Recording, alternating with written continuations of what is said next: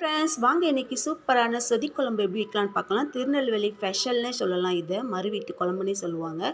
இதுக்கு carrot beans எல்லாம் நீள நீளமாக நறுக்கிக்கோங்க. ஒரு முருங்கைக்காய், பட்ரி பீன்ஸ், கொஞ்சம் சின்ன வெங்காயம் ஒரு 10-15, அரை லெமன். இதுக்கு மசாலான்னு பார்த்தீங்கன்னா ஒரு 3 பச்சை மிளகாய், ஒரு சின்ன துண்டு இஞ்சி மட்டும் நல்லா அரைச்சி வச்சுக்கோங்க.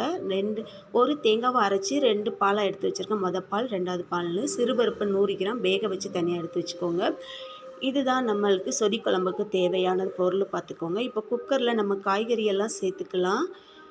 மற்றதெல்லாம் நம்ம வெங்காயம் மட்டும் வதக்கிக்கலாம் தேங்காய் சேர்த்து. இப்போ பாலை ஊற்றி இதை வேக விடலாம் பாருங்கள். இது வெந்ததுக்கப்புறமா நம்ம பருப்பை சேர்த்துக்கலாம். உருளைக்கிழங்கு நான் தனியாக வேக வச்சு எடுத்துக்கிட்டேன். அதையும் இது கூட சேர்த்துட்டு நல்லா வேக விட்டுரு. இப்போ ஒரு தாளிப்பு பண்ணலாம். அதுக்கு ஒரு புளிக்கரண்டி தேங்காய் எண்ணெய் சேர்த்துக்கோங்க. அரை டீஸ்பூன் அளவு ஜீரகம் சேர்த்துக்கோங்க. நம்ம உரித்து வச்சுருந்த சின்ன வெங்காயத்தை நல்லா வதக்கிக்கலாம். ஒரு 10-15 சின்ன வெங்காயம் உரித்து வச்சுருக்கேன். அதையும் நல்லா வதக்கிட்டு ஒரு கொத்து கருவேப்பிலையும் சேர்த்துக்கலாம். இது கூட வதக்கி இது தனியாக இருக்கட்டும். நம்ம காய்கறி வெந்ததுக்கப்புறம் இதை சேர்த்துக்கலாம். பாருங்கள், இப்போ நம்ம அரைச்சி வச்ச பேஸ்ட்டை இது கூட சேர்த்துட்டு நல்லா மிக்ஸ் பண்ணி கொடுத்துக்கோங்க. பச்சை மிளகாய், இஞ்சி, இதுதான் காரம் இதுக்கு. இது ரொம்ப காரமாலாம் இருக்காது. ஆனால் சாப்பிட்றதுக்கு நல்ல டேஸ்ட்டாக இருக்கும், மைல்டாக இருக்கும். கொஞ்சம் உப்பு சேர்த்துக்கலாம்.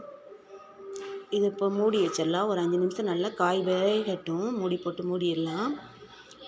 இப்போ சிறுபருப்பை சேர்த்துக்கலாம். ஒரு 5 நிமிஷம் நல்லா காயெல்லாம் வெந்ததுக்கப்புறம் நம்ம சிறுபருப்பை இது கூட சேர்த்து மிக்ஸ் பண்ணி கொடுத்துக்கலாம். பாருங்கள், நல்லா மிக்ஸ் பண்ணி கொடுத்துக்கலாம். இந்த குழம்பு செம்ம டேஸ்டியாக இருக்கும், க்ரீமியாக இருக்கும். நல்லா நம்ம வதக்கி வச்சுருந்த வெங்காயத்தை இது கூட சேர்த்துட்டு மிக்ஸ் பண்ணி கொடுத்துட்டு கொஞ்சமாக 1/4 டீஸ்பூன் அளவு மஞ்சள்தூள் சேர்த்துக்கோங்க. அதையும் சேர்த்து நல்லா மிக்ஸ் பண்ணி கொடுத்துக்கோங்க.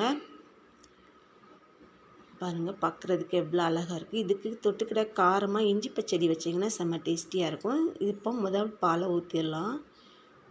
ஊற்றிட்டு கொஞ்சம் கருவேப்பிலை, ஒரு கொத்து கருவேப்பிலை மேலே தூவிட்டு ஒரு 2 நிமிஷம் மூடி வைங்க. அப்புறமா அரை லெமனை பிழிஞ்சு விட்டுட்டு அப்படியே மூடி வச்சுருங்க. அவ்வளோதான், அடுப்பை ஆஃப் பண்ணிடுங்க. சூப்பரான திருநெல்வேலி ஸ்பெஷல் மறுவீட்டு குழம்பு சொல்லலாம், ரெடி ஆயிடுச்சு. இப்போ இது நம்ம மூடி வச்சுட்டு இன்னொரு 5 நிமிஷம் கழித்து எடுத்து சாப்பிட்லாம். பாருங்கள், நல்ல லெமனை ஊற்றிக்கிறேன். அரை லெமனை நல்லா புழிஞ்சு விட்டுக்கலாம்.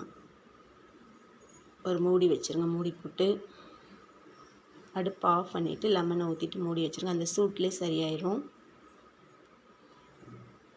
இப்போ நம்ம வேறு பாத்திரத்துக்கு மாற்றிட்டு பாருங்கள், சூப்பரான சொதி குழம்பு நல்ல க்ரீமியாக டெக்ஸ்சராக இருக்குது பார்க்குறதுக்கு. இதுக்கு நான் அப்பளத்தை பொரித்து வச்சு தான் இன்றைக்கி சாப்பிட போகிறோம். இஞ்சி பச்சடி அடுத்த வீடியோவில் போடுறேன் பாருங்கள்.